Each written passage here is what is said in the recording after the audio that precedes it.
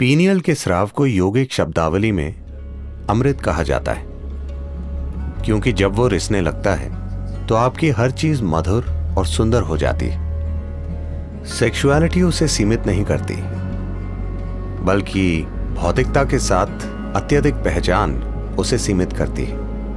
अगर आप उसे बहुत महत्वपूर्ण बना देते हैं तो आप विकृत दिमाग के हो जाएंगे। अगर आप उसे मिटाने की कोशिश करेंगे तो आपका दिमाग और भी विकृत हो जाएगा।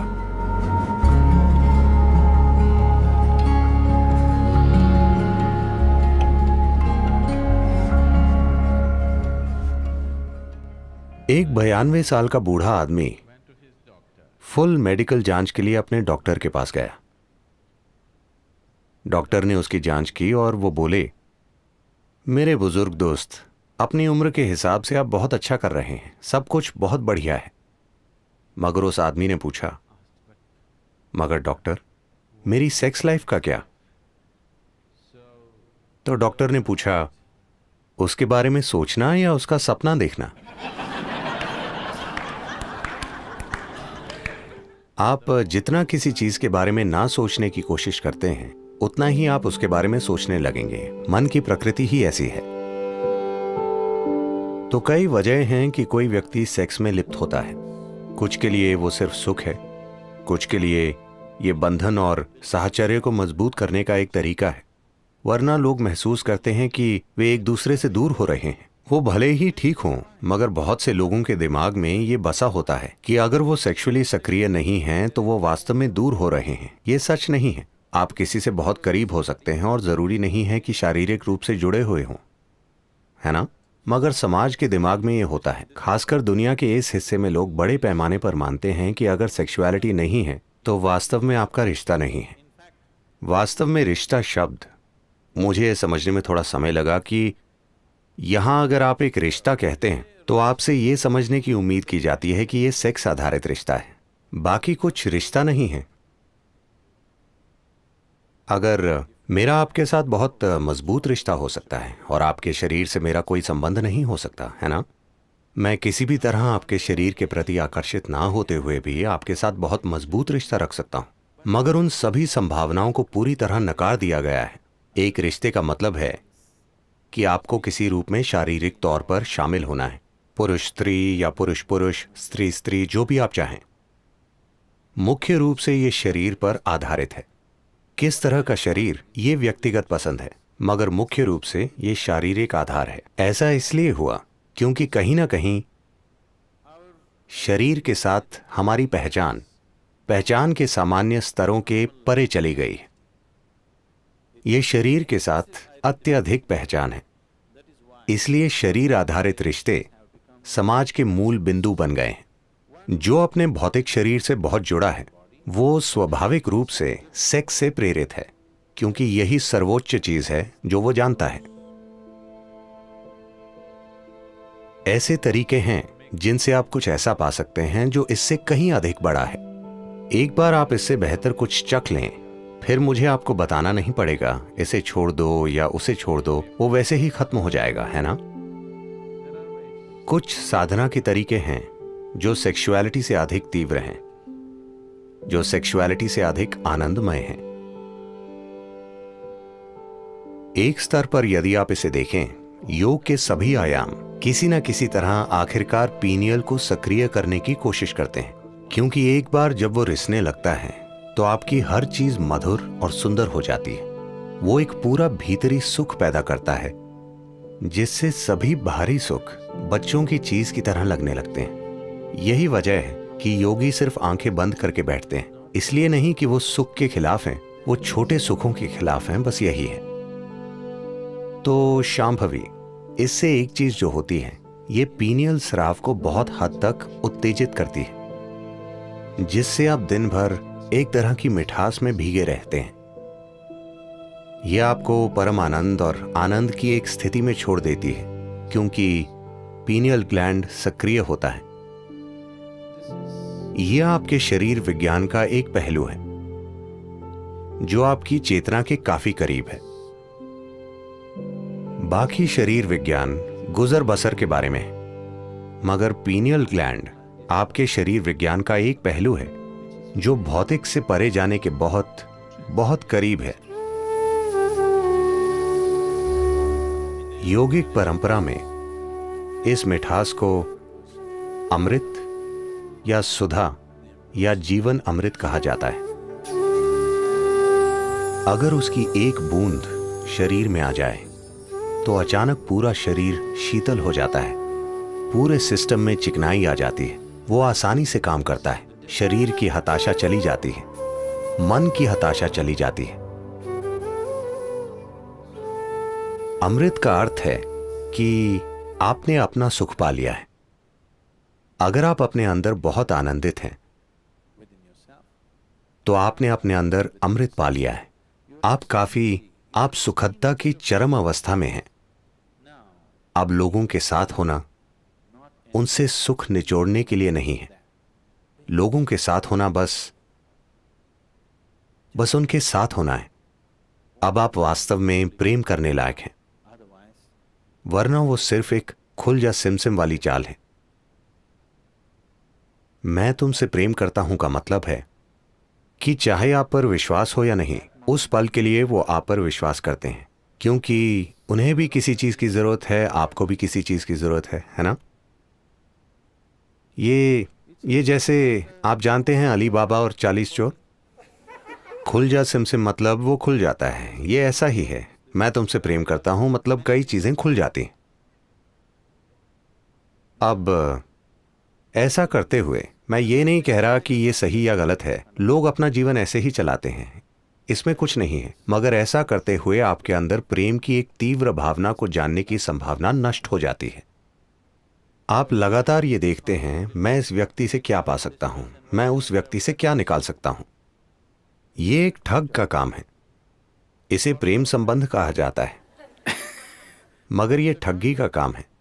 लेकिन अगर आप अपने आप में बहुत आनंदित होते हैं, जब आप लोगों के साथ होते हैं, तो यह आपका आनंद साझा करने की बात होती है। इसका मकसद है कि अगर वो इससे अछूते हैं तो किसी तरह उन्हें इससे छुएं, बजाय ये देखने के कि आप उनसे क्या निचोड़ सकते हैं। आपके जीवन की सारी बुनियाद बदल जाएगी।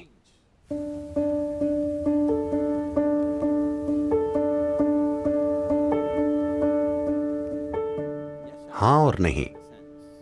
इस अर्थ में सेक्सुअलिटी उसे सीमित नहीं करती, बल्कि भौतिक के साथ अत्यधिक पहचान उसे सीमित करती है। तो असल में ये सेक्सुअलिटी नहीं है जो बाधा बनती है, बल्कि वो भौतिकता से जो जुड़ाव पैदा करती है, वो निश्चित रूप से बाधा बन जाती है। ये सवाल उस छिटपुट जानकारी, उस गॉसिप से आया है जो आपने सुना है कि किस तरह आप अपने ही वीर्य को आत्मसात करके उसे अपनी उच्चतर संभावना तक उठा सकते हैं। हाँ, ये सच है। साथ ही कोई परहेज के कारण ऐसा नहीं करता। अपनी ऊर्जा को आंतरिक बनाते हुए आप ऐसा करते हैं। सिर्फ ऐसा नहीं है कि कोई सेक्स से दूर रहता है और अचानक उसकी ऊर्जा संगठित होकर ऊपर बढ़ती है। ये सच नहीं। अगर आपकी ऊर्जा संगठित होती है और बढ़ने लगती है तो सेक्सुअलिटी की जरूरत आपके लिए खत्म हो सकती है। मगर ये आपको अक्षम नहीं बनाती, यह आपको नपुंसक नहीं बना देती, मगर उसकी जरूरत खत्म हो जाती है। अब वो एक मजबूरी नहीं रह जाती। और सिर्फ यही चीज नहीं, सारी बाधाएं खत्म हो जाती हैं। मुख्य रूप से अधिकांश सेक्सुअलिटी जो धरती पर है वो एक तरह की मजबूरी के कारण है ना? वो आदत से मजबूर होना है। जब आप चेतन हो जाते हैं, जब सारी बाधाएं गायब हो जाती हैं, ये भी गायब हो जाती है सिर्फ इसलिए क्योंकि लोग शरीर पर इतने केंद्रित हैं। वो हमेशा सोचते हैं आध्यात्मिकता बनाम सेक्सुअलिटी, इनका कोई संबंध नहीं है, वो आपस में जुड़े नहीं हैं। एक शरीर का है, दूसरा एक अलग आयाम है। ये सिर्फ इसलिए क्योंकि दुनिया के धर्म, नैतिक स्कूल और नीतिवाद स्कूल हमेशा उसके खिलाफ बोलते हैं। इसलिए ये लोगों के मन में इतना बड़ा मुद्दा हो गया है कि वो सोचते हैं कि परे के बारे में कुछ जानने का एकमात्र तरीका यह है कि आप इससे दूर रहें, क्योंकि कहीं ना कहीं आप एक इंसान की सरल बायोलॉजी को समझ नहीं पाते। ये एक त्रासदी है कि आप साधारण बायोलॉजी को स्वीकार नहीं कर सकते। आपको या तो उसका जश्न मनाना होता है या उसे नाली में फेंक देना होता है। दोनों जरूरी नहीं है।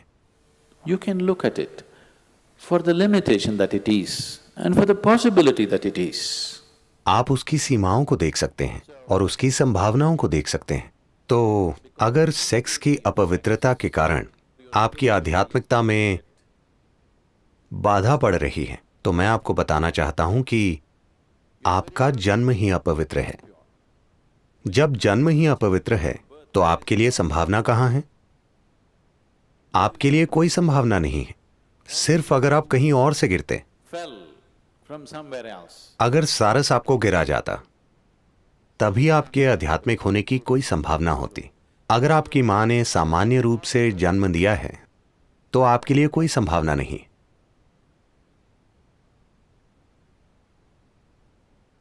एक 6 साल की बच्ची एक दिन स्कूल से घर लौटी और पूछा, मम्मा मैं कैसे पैदा हुई थी? मां शर्मिंदा हो गई। वो बोली, एक सारस तुम्हें गिरा गया। वो बोली, ठीक है, उसने लिख लिया। मम्मा आप कैसे पैदा हुई थी? मुझे भी एक सारस ने गिराया था। मम्मा नानी कैसे पैदा हुई थी? उन्हें भी एक सारस ने गिराया था। फिर वो बच्ची गंभीर हो गई और वो नीचे जाकर बैठ गई और अपने होमवर्क में कुछ लिखना शुरू कर दिया। मां असहज महसूस कर रही थी। उसने खाना पकाना खत्म किया। तब तक लड़की ने अपना होमवर्क पूरा कर लिया था और किताब वहीं छोड़ दी थी। उसने जाकर उसे पढ़ा तो फैमिली ट्री के बारे में निबंध था। बच्ची ने लिखा था, मेरे परिवार में 3 पीढ़ियों से किसी का जन्म कुदरती रूप से नहीं हुआ है।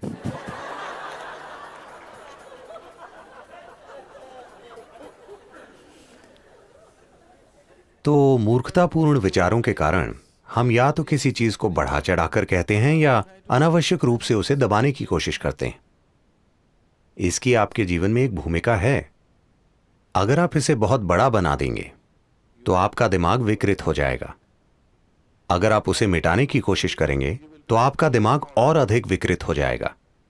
आखिरकार अब मैं बोल रहा हूं, यह एक तरह की ऊर्जा है। आप मेरी ओर देख रहे हैं, ये एक तरह की ऊर्जा है। आप मुझे सुन रहे हैं, ये एक तरह की ऊर्जा है। ये एक ही जीवन ऊर्जा की अलग अलग अभिव्यक्तियां हैं, है ना? अब सेक्सुअलिटी भी उसी ऊर्जा की एक अलग अभिव्यक्ति है। अब व्यक्ति को तय करना है कि उसकी ऊर्जा का कितना हिस्सा वो किस दिशा में भेजना चाहता है, क्योंकि आखिरकार आपकी ऊर्जा सीमित है ना? देखिए, ये ऐसा है, आपकी आय, मान लीजिए आपकी मासिक आय $5000 है। कितना घर के किराए के लिए, कितना खाने के लिए, कितना पढ़ाई के लिए, कितना सिर्फ मनोरंजन के लिए, कितना छुट्टियों के लिए आप बांटते हैं, है ना? कल सुबह आपको तनख्वाह मिली, शाम में आप बाहर गए और उसे उड़ा दिया। अब अगले महीने परेशानी हो जाएगी, है ना? हाँ, आपके पास क्रेडिट कार्ड है, मगर आपके जीवन में सब कुछ, अगर आप अपने जीवन को समझदारी से चला रहे हैं, आपके जीवन में सब कुछ आपकी समझ, आपकी जरूरत और आपकी क्षमता के अनुसार बांटा हुआ है कि नहीं? हाँ, आपका पैसा, समय, ऊर्जा, क्या सब कुछ बांटा हुआ नहीं है? जिस तरह आप उसका प्रबंध करना चाहते हैं, यह भी वही चीज है। कितना होना चाहिए? पहले तो क्या आपको उसकी जरूरत है, या आप उसे कर रहे हैं क्योंकि आप सामाजिक रूप से बाध्य हैं? अगर जरूरत है और मैं आपको उसे रोकने के लिए कहता हूं तो आप विकृत हो जाएंगे, क्योंकि वो सब आपके दिमाग में होगा। अगर कोई आपको कह रहा है तुम्हें यह करना है, अगर तुम इसे नहीं करोगे तो तुम नॉर्मल नहीं हो, तो दूसरी तरह की विकृति आएगी। दोनों जरूरी नहीं है। आखिरकार आप किसी पुरुष या स्त्री के पीछे नहीं जा रहे, आप सुखदता के एक स्तर के पीछे जा रहे हैं। एक बार आप एक स्तर की सुखदता का अनुभव कर लेते हैं तो क्या आप इसमें और गहराई तक नहीं जाना चाहेंगे?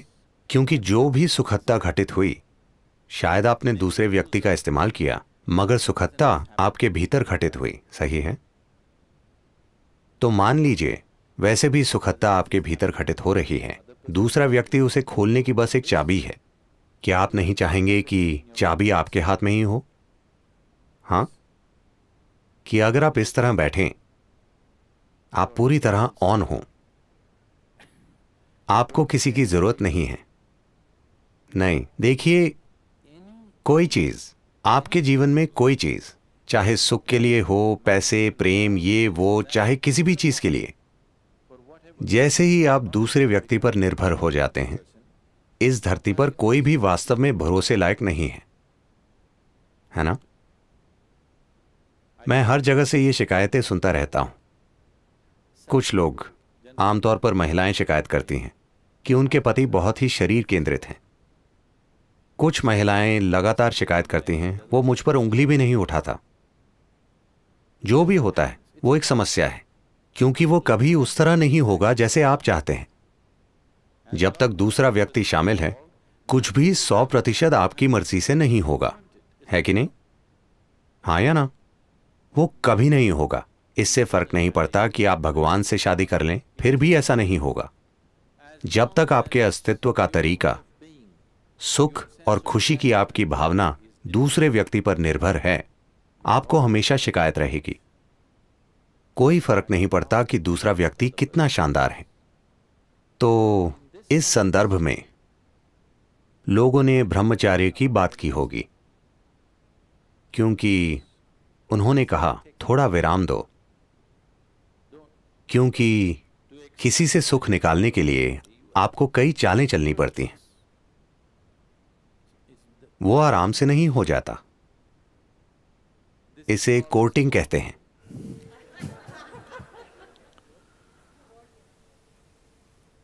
एक बार कोर्ट में चले जाएं, फैसले का दिन आ जाएगा। उसमें काफी समय, प्रयास, ऊर्जा और तमाम दूसरी चीजें लगती हैं। निराशाएं, ईर्ष्याएं, समस्याएं, सब कुछ उससे जुड़ा होता है। तो किसी ने कहा, उन चीजों से थोड़ा दूर रहकर देखो कि क्या इसे आंतरिक रूप से पैदा किया जा सकता है, और फिर लोगों के साथ रहना आपके प्रेम के कारण अधिक होगा, आपकी जरूरत के कारण नहीं, जो निश्चित रूप से लोगों के साथ रहने का एक बेहतर तरीका है ना? यह निश्चित रूप से दूसरे इंसान को सम्मान देने का बेहतर तरीका है कि नहीं? इस पर थोड़ा ध्यान दीजिए। उस पर और उस पर और उस पर ध्यान देने के बजाय इस पर थोड़ा अधिक ध्यान दीजिए। जितना आनंद कोई दूसरा आपके लिए पैदा करेगा, ये उससे कहीं ज्यादा आनंद पैदा कर सकता है।